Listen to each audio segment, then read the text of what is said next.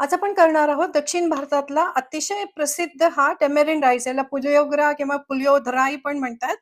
दक्षिण भारताच्या देवळामध्ये प्रसादासाठी हा बराच वेळा असतो आणि अतिशय उत्कृष्ट लागतो. पण आपण आपल्या घरी मधल्या वेळी खायला किंवा पार्टीसाठी सुद्धा करू शकतो. सगळ्यांना खूप आवडतो. सर्वप्रथम लिंबा एवढी चिंच घेऊन त्याच्यात पाणी घालून आपण मायक्रोवेव्हमध्ये गरम करून घेऊया. 30 सेकंड किंवा 1 मिनिट गरम करायचं आणि मग गार झालं की त्याचा पल्प काढून घ्यायचा. मायक्रोवेव्ह नसल्यास नुसतं गरम पाणी घालून भिजवून ठेवलं तरी चालेल. आता एक पॅन गरम करायला ठेवलं होतं. पसरट पॅन आहे त्यामुळे भाजायला सोपं जातं. त्याच्यात 1 टेबलस्पून चण्याची डाळ, 2 टेबलस्पून धने आणि 4-5 लाल मिरच्या. या कमी तिखट मिरच्या आहे किंवा तुम्ही आवडीप्रमाणे तिखट कमी जास्ती घेऊ शकता. याला आता थोडं लालसर रंगावर येईपर्यंत भाजून घ्यायचंय. चण्याची डाळचा रंग बदलायला हवा आणि धन्याचा पण रंग बदलायला हवा. मिरच्या छान कुरकुरीत होतील. चण्याची डाळ आणि मिरच्या, धने किंचित भाजले गेलेत. आता घालूया पाव चमचा मेथी दाणा, पाव चमचा काळी मिरी आणि अर्धा चमचा जिरे. धने आणि डाळला भाजायला थोडा वेळ लागतो, त्यामुळे हे वेगळं भाजावं लागतं. नाहीतर एकत्र भाजलं तर काही वस्तू जळून जातात. याला पण मेथी दाण्याचा छान सुगंध येईपर्यंत अजून एखाद मिनिट परतून घेऊया. आता गॅस बंद करते आणि त्याच्यात 1 टेबलस्पून तीळ आणि 1 टेबलस्पून खोबरं हे पण आपल्याला भाजून घ्यायचंय. कढई चांगली गरम आहे, गॅस ऑन करायची गरज नाही. आता तीळ आणि खोबरं दोन्ही पटकन भाजलं जातं.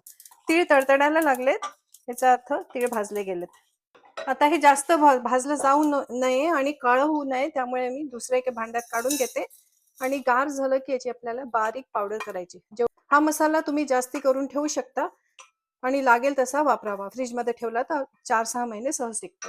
तर मसाला गार होतोय तोपर्यंत हा कालचा भात आहे आम्ही मोकळा करून घेते आणि थोडंसं पाणी मारून मायक्रोवेव्हमध्ये गरम करून घेते. आपला भाजलेला मसाला तयार झाला आहे. आता याला मिक्सीमध्ये बारीक वाटून घ्यायचंय. पण वाटायच्या आधी 1 चमचा मीठ किंवा चवीप्रमाणे मीठ आणि भरपूर हिंग घालून घेऊया. हिंगाचा वास या भाताला अप्रतिम लागतो. आता याला झाकण लावून बारीक वाटून घेऊ. फोडणीसाठी एका सॉसपॅन मध्ये तेल तापायला ठेवलं होतं. तेल तापलं आहे. आता 1 चमचा मोहरी तडतडायला लागली की लगेचच लाल मिरचीचे तुकडे, 1 चमचा उडदाची डाळ, 1 चमचा चण्याची डाळ. डाळ लालसर झाली की लगेचच दाणे आणि दाणे पण रंग बदलेपर्यंत तळून घ्यायचे. दाणे तळले गेलेत, रंग बदललाय. आता घालायचंय कडीलिंबाची पाने, 1 मिरचीचा तुकडा. मिरची तुम्ही चवीप्रमाणे कमी जास्ती करू शकता. हिंग भरपूर आणि फोडणीपुरतं मीठ आपण मसाल्यात पण घातलंय. आता हे जळू नये म्हणून लगेचच याच्यात चिंचेचा कोळ घालायचा आणि किंचितसा गुळ. हे घट्ट होईपर्यंत 2 मिनिटं उकळून घ्यायचं. पाणी लगेचच आटेल आणि हे मसाला फोडणी जी आहे ती घट्टसर होईल. फोडणीत हळद घालायला विसरले तर थोडीशी हळद पण घालते. चिंचेच्या पाण्याला उकळी आली आहे तर याच्यातच आपण 1 चमचा भरून चांगलं शीग लावून टेबलस्पून हा मसाला घालून घेऊ. याच्यामुळे आपलं चिंचेचा कोळ लवकर आळेल पण.